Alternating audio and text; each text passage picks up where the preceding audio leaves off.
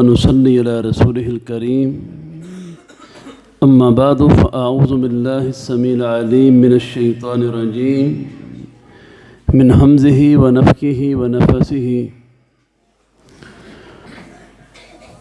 قال الله تبارك وتعالى فاذكروني أذكركم واشكروا لي ولا تكفرون وقال الله تبارك وتعالى وَلَقَدْ يَسَّرْنَا الْقُرْآنَ لِلذِّكْرِ فَهَلْ مِن مُدَّكِرٍ۔ قابل صد احترام بھائیوں، بزرگوں، ماں اور بہنوں، میرے لیے سعادت کی بات ہے کہ اس وقت میں کئی ایک علماء کرام کی موجودگی میں یہ گفتگو کرنے جا رہا ہوں اللہ کی توفیق سے انشاءاللہ۔ اس وقت محترم الطاف الرحمن سندھو صاحب، محترم المقام مولانا مشتاق چیمہ صاحب، بھائی عطاء الرحمن ثاقب صاحب اور دیگر کئی ایک اہل علم، محترم قاری عنایت اللہ ربانی صاحب، یہ سارے احباب یہاں پہ تشریف فرما ہیں۔ اور اہل علم کی موجودگی میں بولنا جو ہے یہ ایک سعادت ہوتی ہے انسان کے لیے۔ میں نے قرآن مجید میں سے 2 آیات آپ کے سامنے تلاوت کی ہیں۔ اللہ فرماتے ہیں فَاذْكُرُونِي أَذْكُرْكُمْ وَاشْكُرُوا لِي وَلَا تَكْفُرُونَ، تم مجھے یاد رکھو، میں تمہیں یاد رکھوں گا، اور میرا شکر کرو، میرے ساتھ نہ شکری نہ کرو۔ اور دوسری آیت میں نے آپ کے سامنے پڑھی وَلَقَدْ يَسَّرْنَا الْقُرْآنَ لِلذِّكْرِ فَهَلْ مِن مُدَّكِرٍ۔ اللہ فرماتے ہیں کہ ہم نے اس قرآن کو نصیحت کے لیے بڑا آسان کر دیا ہے، کیا ہے کوئی نصیحت حاصل کرنے والا؟ قابل صد احترام بھائیوں اور بزرگوں، اللہ تعالیٰ کو یاد کیسے انسان رکھ سکتا ہے؟ کائنات کا رب تو کہتا ہے کہ مجھے یاد رکھو، میں تمہیں یاد رکھوں گا۔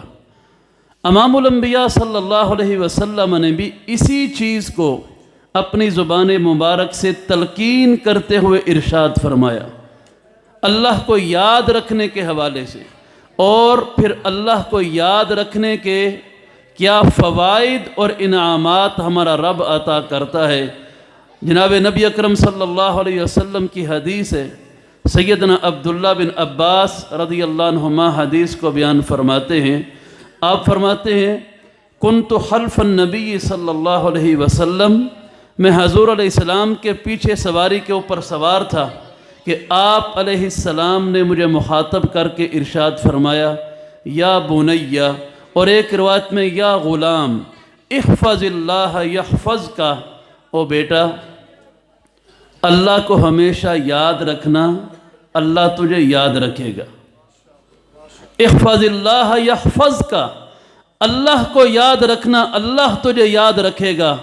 احفظ اللہ تجدہ تجاہک، اللہ کو یاد رکھنا، تو جہاں پر بھی ہوگا اللہ کی مدد وہیں تو پائے گا۔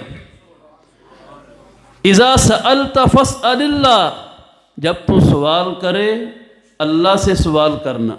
وَإِذَا اسْتَعَنْتَ فَاسْتَعِنْ بِاللَّهِ، اور جب تو مدد مانگے صرف اللہ سے مدد مانگنا۔ وَعْلَمْ، اور یہ بات یاد رکھنا، لَوْ أَنَّ الْأُمَّةَ اجتمعت على ان ينفعوك بشيء لم ينفعوك الا ما كتبه الله لك، اگر پوری امت بھی جمع ہو جائے تجھے فائدہ پہنچانے کے لیے تو وہی فائدہ پہنچے گا جو کائنات کے رب کو منظور ہوگا۔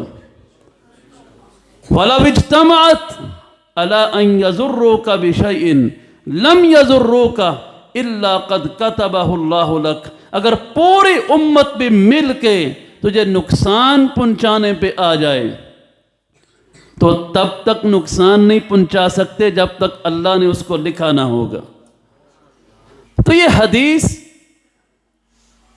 میری اور آپ کی زندگیوں کی اصلاح کرنے والی ہے۔ عقیدہ توحید ہم کو اس حدیث سے ملتا ہے۔ اور میں حدیث کی تشریح کرنے سے پہلے تھوڑا سا حدیث کے راوی سیدنا عبداللہ بن عباس کا تعارف کروا دو۔ عبداللہ بن عباس رضی اللہ عنہما نبی صلی اللہ علیہ وسلم کے چچا حضرت عباس کے بیٹے ہیں۔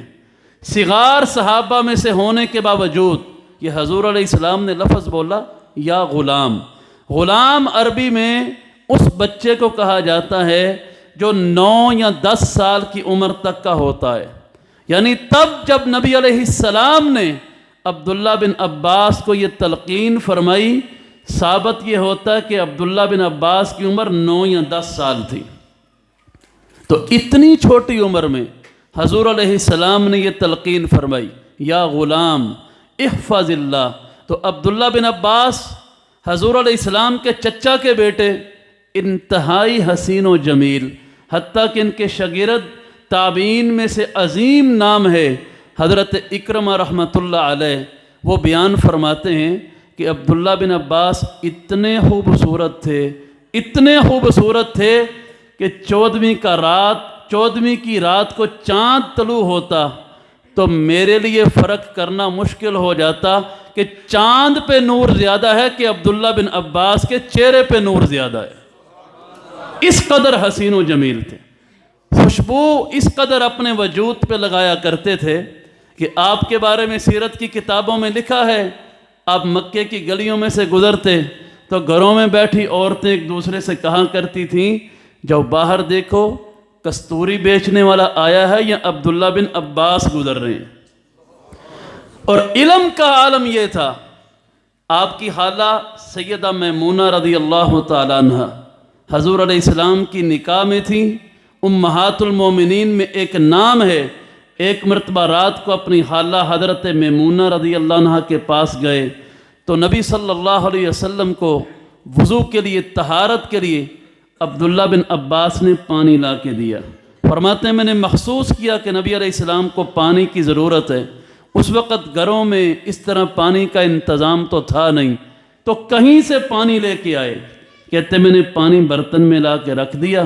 امام الانبیاء جناب محمد رسول اللہ صلی اللہ علیہ وسلم نے دیکھا تو حضرت میمونہ سے پوچھتے ہیں، میمونہ یہ پانی کہاں سے آیا؟ آپ فرماتی ہیں یا رسول اللہ صلی اللہ علیہ وسلم عبداللہ لے کے آیا ہے۔ تو حضور علیہ السلام اتنے خوش ہوئے کہ آپ نے ایک دعا دے دی، اللہم علمہ الکتاب وفقہہ فی التاویل۔ اللہ اس عبداللہ کو اپنی پاک کتاب کا علم نصیب فرما، اور اللہ اس کو قرآن کی تفسیر کا علم بھی نصیب فرما۔ آج بڑے سے بڑا محدث امام بخاری جیسے ہی کیوں نہ ہوں، وہ بھی قرآن کی آیت کی تفسیر میں اصح الاسانید جو ہے اعتبار کرتے ہیں تو عبداللہ بن عباس کی تفسیر پہ اعتبار کرتے ہیں۔ اور یہ وجہ تھی کہ آپ 14 یا 15 سال کی عمر میں تھے۔ حضرت عمر فاروق رضی اللہ تعالیٰ عنہ اپنی مجلس شورا میں 22.5 لاکھ مربع میل کے حاکم ہونے کے باوجود اپنی مجلس شورا میں عبداللہ بن عباس کو اپنے ساتھ بٹھاتے تھے تو بعض صحابہ اعتراض بھی کرتے، کہتے امیر المومنین آپ کے بیٹے عبداللہ بن عمر وہ عبداللہ بن عباس سے بڑے بھی ہیں، قدیم الاسلام بھی ہیں اور ان کے مناقب بھی ہیں، آپ ان کو پاس نہیں بٹھاتے۔ حضرت عمر کہا کرتے تھے یہ 14-15 سال کا ضرور ہے، جو علم اللہ نے قرآن کا اس کو دیا ہے ہم میں سے کسی کو عطا نہیں کیا ہے۔ پیچھے دعائے رسول تھی صلی اللہ علیہ وسلم، اللہ کے رسول علیہ السلام نے دعا فرمائی تھی۔ تو یہ عبداللہ بن عباس کا مختصر میرے بھائیوں، ماؤں اور بہنوں تعارف ہے۔ تو ان کو نبی علیہ السلام نے فرمایا تھا احفظ اللہ یحفظ کا، اے عبداللہ اللہ کو یاد رکھنا، اللہ ہمیشہ تجھے یاد رکھے گا۔ اللہ کو یاد رکھنے کا مطلب کیا ہے؟ اللہ تبارک و تعالیٰ کو یاد رکھنے کا مطلب،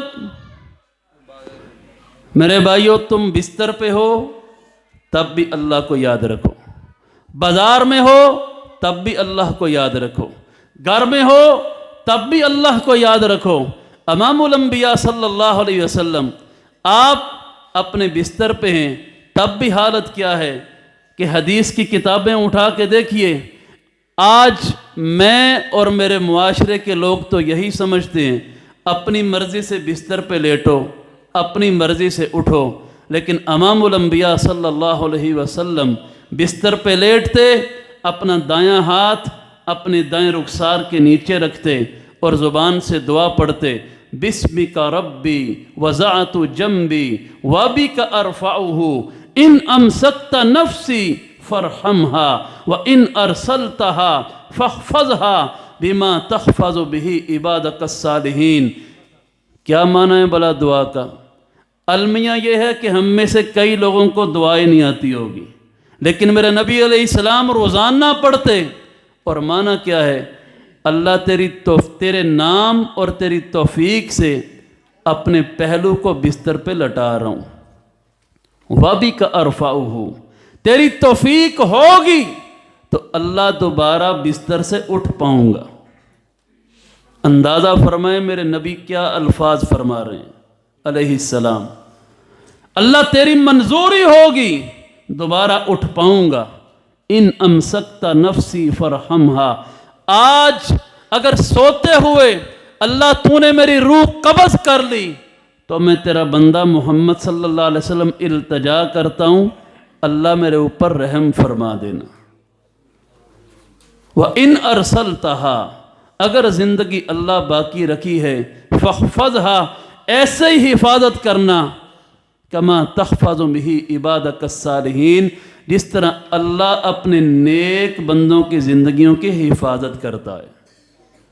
بستر پہ اللہ کو یاد، لباس پہنتے اللہ کو یاد، سواری پہ بیٹھتے، حضرت علی رضی اللہ عنہ کے بارے آتا ہے، سواری پہ بیٹھے، آسمان کی طرف منہ کیا، اللہ اکبر اللہ اکبر اللہ اکبر پڑھا، اس کے بعد سفر کی دعا پڑھی اور مسکرا پڑے۔ دیکھنے والے نے کہا امیر المومنین آپ سواری پہ بیٹھے، آسمان کی طرف کیوں دیکھا؟ دعا تو پڑھی، مسکرائے کیوں؟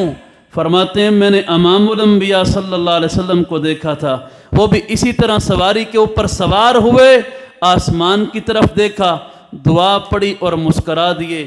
آج میں نے اپنے نبی کی یاد کو زندہ کیا ہے۔ میرے نبی علیہ السلام سواری پہ بیٹھیں اللہ کو یاد کریں، بستر پہ ہوں اللہ کو یاد کریں، اور آج مومن کی زندگی کی حالت کیا ہے؟ آج مومن کی زندگی کی حالت کیا ہے میرے بھائیوں؟ کئی دن اور کئی راتیں اور ہماری زندگی کی کئی نمازیں میرے بھائیوں ادار پڑی ہوئی ہیں۔ قرآن کی مجلس میں بیٹھنے کا مطلب یہ نہیں میرے بھائیوں بندہ یہاں پہ اعلیٰ سے اعلیٰ میرے رب کی دی ہوئی آوازوں کو سن کے سبحان اللہ پڑھ کے چلا جائے، نہیں، بلکہ اپنی اصلاح کر کے جاؤ میرے بھائیوں۔ احفظ اللہ یحفظ کا، اللہ کو یاد رکھو، اللہ تمہیں یاد رکھے گا۔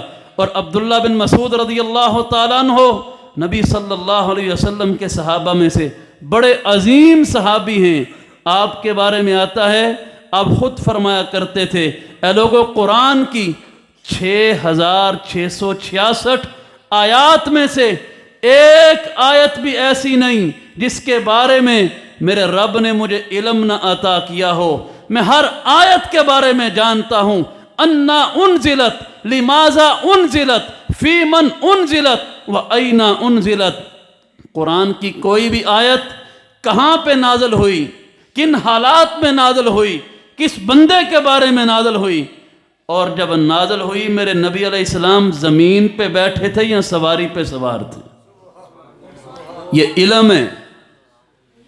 اور ہمیں یہاں پہ ایک آیت کے بارے بھی علم نہیں کہ قرآن کی کوئی آیت کہاں پہ نازل ہوئی۔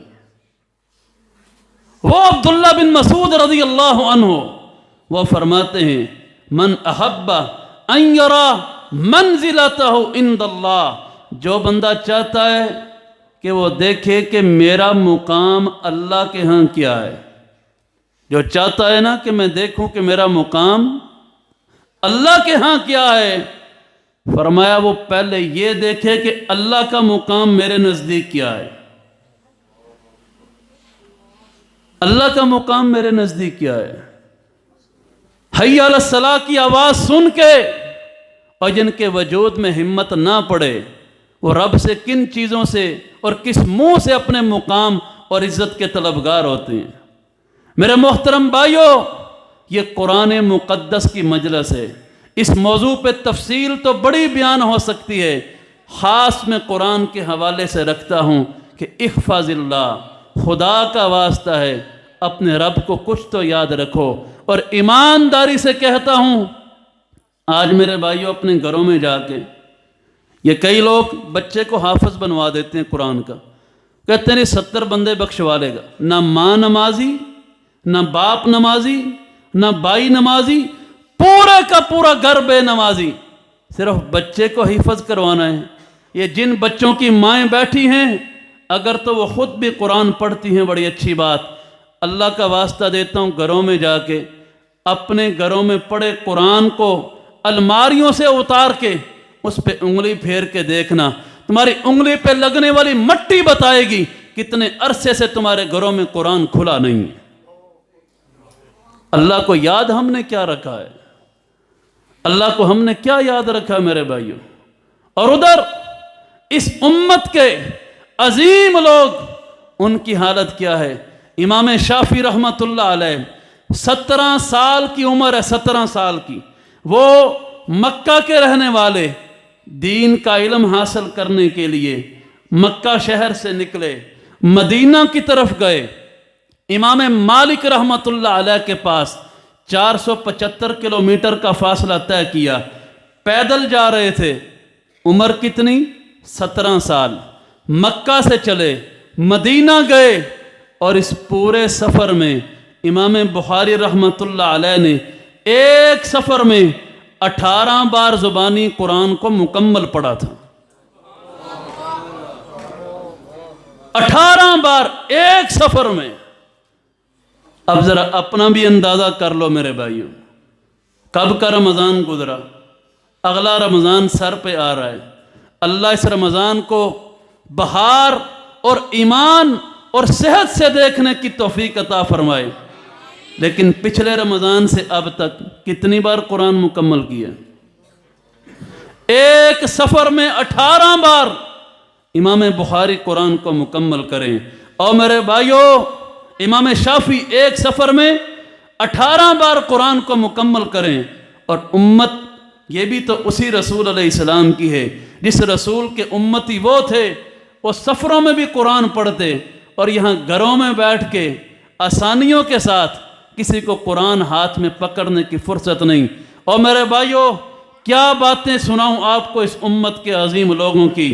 امام ابو بکر بن عیاش رحمۃ اللہ علیہ حضرت امام سفیان ثوری کے بھی استاد ہیں، حضرت امام سفیان ثوری کے استاد ہیں، اور امام عبداللہ بن مبارک جیسے عظیم امام کے استاد ہیں۔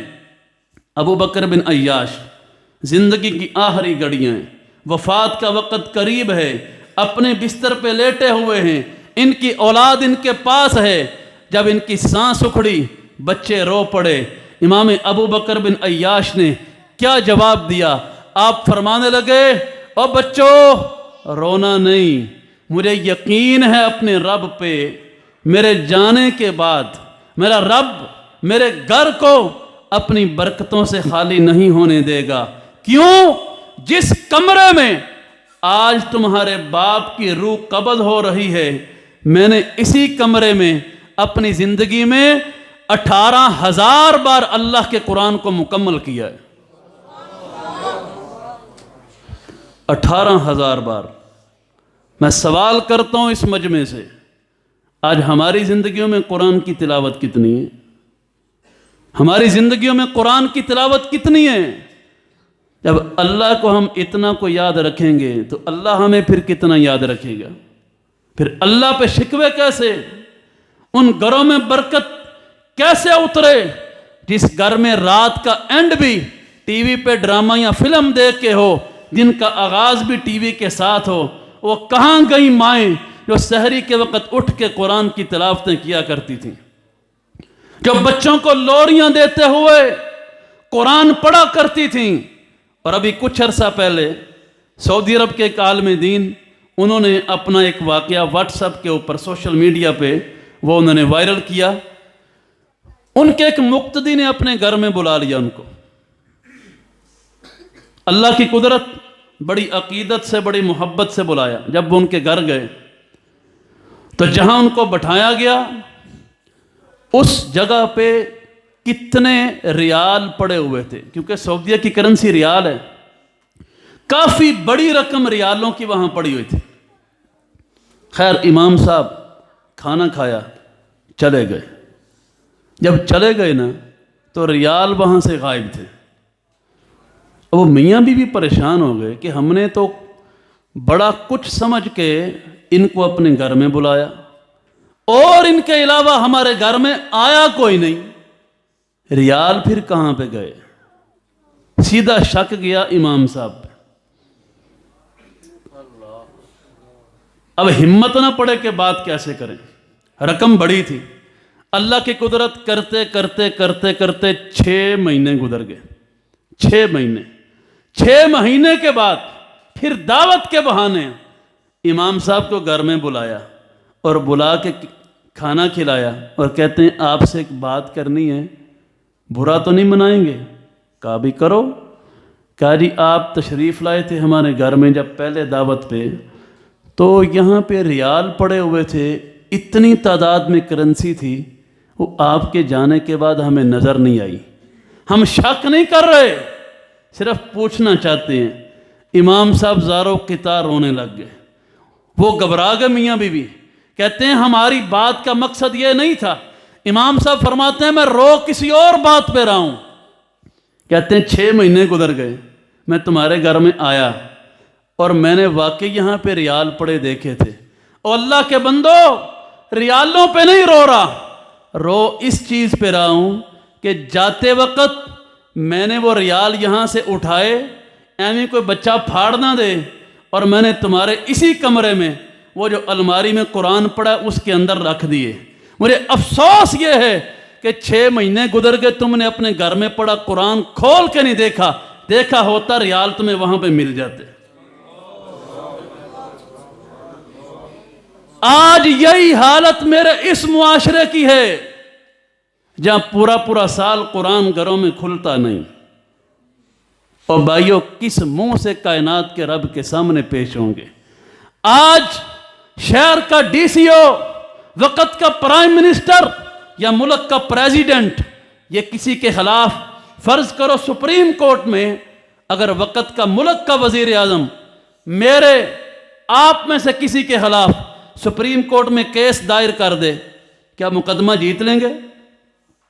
ادھر ملک کا وزیر اعظم ہے، ادھر ایک عام شہری ہے، مقدمہ جیت سکتا ہے جی؟ اور یہاں تو تھانے کا ایس ایچ او کسی کے خلاف ہو جائے، مقدمہ نہیں جیت سکتا۔ اور اندازہ کرو میرے بھائیو، آدم علیہ السلام سے لے کر امام الانبیاء جناب محمد رسول اللہ صلی اللہ علیہ وسلم تک، جب سارے نبی کائنات کے رب کے میدان میں، محشر کے میدان میں، اللہ کی عدالت میں ہوں گے، جہاں نبی بھی، ولی بھی، شہید بھی، مفسرین بھی، محدثین بھی، تابعین بھی، صحابہ بھی، سارے موجود ہوں گے، اور وہاں پہ سید الانبیاء والرسل شاف روز محشر امام الانبیاء جناب محمد رسول اللہ صلی اللہ علیہ وسلم کھڑے ہو کے اللہ کی عدالت میں ایک مقدمہ دائر کریں گے۔ وقال الرسول یا ربی ان قوم اتخذوا ھذا القرآن مہجورا، اے پروردگارا میں تیرا محبوب تیری عدالت میں سوال دائر کرتا ہوں کہ ان بندوں سے پوچھ کے تو بتا، اور میں نے پتھر کھا کھا کے لوگوں کو قرآن سنایا تھا، کیا قصور تھا اس قرآن کا؟ تم نے اس قرآن کو پڑھنا ہی چھوڑ دیا تھا۔ جب سید الرسل دعوت دائر کریں گے، میری ماں بہنوں بھائیوں بزرگوں، بتاؤ کون ہے جو یہ مقدمہ جیت سکے گا؟ یارو ہمیں احساس ہی کوئی نہیں۔ حالی سبحان اللہ پڑھنے کا مطلب نہیں کہ ہم نے قرآن کا حق ادا کر دیا۔ یہاں گھروں میں قرآن نہیں کھلتے، پورا معاشرہ میرے بھائیوں اس بے برکتی کا شکار ہے۔ اور میرے محترم بھائیوں، چونکہ ٹائم مجھے آدھا گھنٹہ دیا گیا ہے، صرف 3 منٹ میرے ٹائم کو پورے ہونے میں رہ گئے ہیں۔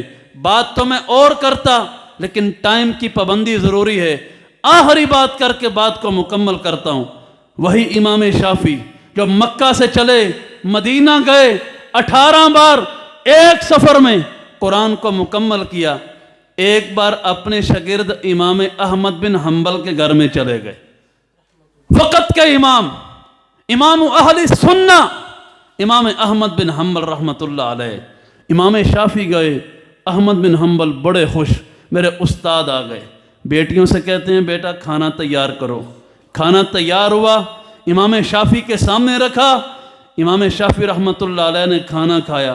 رات گزری سو گزری، صبح ناشتہ جب رکھا تو بیٹیاں کہتی ہیں ابا جی اپنے استاد محترم کے بارے میں آپ تو بڑا کچھ بتایا کرتے تھے، یہاں تو کہانی ساری الٹ نکلی۔ امام شافعی جو آپ بتاتے تھے وہ تو ہے ہی نہیں۔ احمد بن حنبل اپنی بیٹیوں سے پوچھتے ہیں بیٹا ہوا کیا؟ آپ تو کہتے تھے میرے استاد کھانا بڑا تھوڑا کھاتے ہیں، وہ رات کو جتنا کھانا ہم نے تیار کیا سارا ہی کھا گئے۔ نمبر 1، آپ کہتے تھے میرے استاد بڑے تہجد گزار ہیں، تو انہوں نے تو رات کو تہجد ہی نہیں پڑھی۔ آپ کہتے تھے میرے استاد جیسا نیک بندہ کوئی نہیں، تو امام شافعی صبح فجر کی نماز پڑھنے گئے۔ اس وقت مسجدوں میں ٹوٹیاں نہیں ہوتی تھیں، گھروں سے لوگ وضو کر کے جاتے تھے۔ یہ آپ کے استاد کیسے نیک ہیں؟ صبح گئے، آپ نے تو گھر سے وضو کیا، امام شافعی نے وضو ہی نہیں کیا۔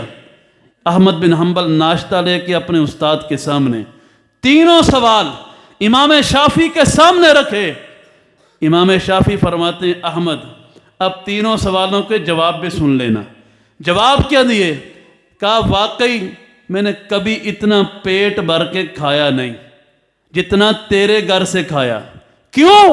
یقین تھا کہ پوری روئے زمین پہ کسی کا مال اتنا پاک نہیں ہو سکتا جتنا احمد بن حنبل کے گھر کا مال پاک ہے۔ میں نے پاکیزہ مال سمجھ کے تیرے گھر سے کھانا اتنا پیٹ بھر کے کھایا۔ دوسری بات، میں رات کو تہجد نہیں پڑھی، اور احمد میں تو ساری رات ہی اللہ کے رسول علیہ السلام کی ایک حدیث پہ غور کرتا رہا کہ میرے نبی علیہ السلام نے یہ حدیث کے اندر اپنی امت کو کون کون سے مسئلے سمجھائے۔ 70 مسئلے میں نے ایک حدیث سے نکالے، اور نبی علیہ السلام کی باتیں سن کے ہمیں تو سمجھ نہیں آتی کیا وہ عظیم لوگ تھے جو ایک ایک نبی علیہ السلام کے فرمان سے 70 باتیں نکالا کرتے تھے۔ اور فرماتے ہیں احمد وہ پوری حدیث پہ غور ہی کرتا رہا، مجھے احساس ہی نہیں ہوا کب رات گزر گئی، میں سویا ہی نہیں۔ اور تیسری بات، میں فجر کی نماز کے وقت وضو کیوں نہیں کر کے گیا؟ میں عشاء کی نماز کے وقت جو وضو کر کے گیا تھا وہ وضو میرا قائم تھا۔ ساری رات تو حدیث پہ غور کرتے گزر گئی، سویا تھا نہیں، وضو قائم تھا، اسی وضو سے فجر کی نماز پڑھی۔ احمد اب تو بتا دے، میں نے دنیا میں بڑی جگہ سے کھانا کھایا ہے، جو لذت تیرے گھر میں نصیب ہوئی کہیں نصیب نہیں ہوئی۔ تو احمد بن حنبل جواب کیا دیتے ہیں؟ فرماتے ہیں استاد محترم دور پرانا تھا، لوگ لکڑیاں جلا کے ہنڈیا پکاتے تھے، ٹائم لگتا تھا، آدھا دن گزر جاتا عورتوں کو ہنڈیا پکاتے ہوئے۔ تو فرماتے ہیں استاد محترم میں نے بیٹیوں کو قرآن پڑھنے والا بنایا ہے، ادھر میری بیٹیاں ہنڈیا پکانے کے لیے لکڑیوں میں آگ لگاتی ہیں، ہنڈیا پکنی شروع ہوتی ہے، میری بیٹیوں کی زبان پہ قرآن کی تلاوت شروع ہو جاتی ہے، روزانہ ادھر ہنڈیا پک کے تیار ہوتی ہے، اتنی دیر میری بیٹی روزانہ 2 پارے قرآن کے زبانی پڑھ جاتی ہے۔ اور اس گھر میں ہنڈیا بھی قرآن کی تلاوت کے ساتھ پکے، اس گھر کے کھانے میں لذت کیوں نہ ہو، اور اس کھانے کو کھا کے بیمار بھی شفا یاب کیوں نہ ہو جائے۔ آج میری ماں اور بہن کھانا پکائے، ٹی وی سامنے لگا ہو، تب تک روٹی نہیں پکتی جب تک ٹی وی کا پروگرام سامنے نہ ہو۔ اس کھانے میں برکت کیا ہوگی اور لذت کیا ہوگی؟ میرے بھائیو اس مجلس کا انعقاد بہت خوبصورت بات ہے، اگر ہم کچھ لے کر جائیں، اللہ کی قسم اگر کچھ لیے بغیر گئے تو یہ سارا کچھ فضول ہے، کچھ لے کر گئے تو سارا کچھ انشاءاللہ مل جائے گا۔ عہد کرو میرے بھائیو، میری بہنوں، جو گزر گیا سو گزر گیا. انشاءاللہ آج کے بعد روزانہ قرآن کی تلاوت ضرور کرنی ہے. عہد کرتے ہو؟ اور بھائیو چاہے ایک صفحہ پڑھو، ایک صفحہ قرآن کی تلاوت ضرور کرنی ہے. سیدنا عثمان غنی رضی اللہ عنہ وہ کہا کرتے تھے اللہ عثمان کی زندگی میں وہ دن کبھی نہ آنے دینا جس دن کا آغاز عثمان قرآن کی تلاوت کے بغیر کرے، اور ہمارے دنوں کے دن گزر جائیں قرآن کی تلاوت نصیب نہ ہو. بھائیو سمجھو اور ان باتوں کو اپنانے کی کوشش کرو. آخر دعوانا ان الحمد